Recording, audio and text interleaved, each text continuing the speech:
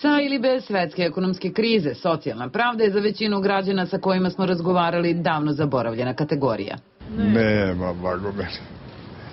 Neće ni biti uskoro. Mislim da idu krivim tokom. Da trebalo bi obrnuti. Poći od dna ka vrhu.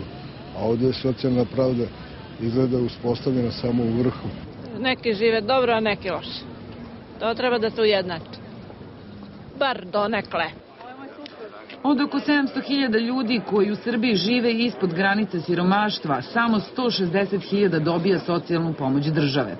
Novim zakonom o socijalnoj zaštiti koji smo pripremili, predviđeno je da ovo pravo, recimo, umjesto 160.000 ljudi koliko danas ostvaruje preko 250.000 ljudi, zašto je potrebno izdvojiti čak 69% sredstava više u budžetu nego što je to bio slučaj sa ovom godinom. Međutim, da li ćemo ta sredstva uspjeti da obezbedimo, zavisi pre svega od oporavka naše ekonomije. Svetski dan socijalne pravde SDP ujedno obeležava i kao dan stranki.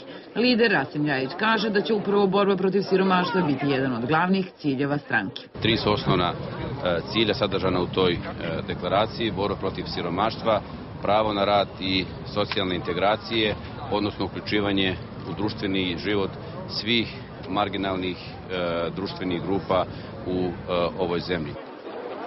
SDP će, kako je Ljajić najavio, za 2 meseca predstaviti javnosti program i strategiju ekonomskog razvoja i oporavka zemlje u svim ključnim privrednim oblastima.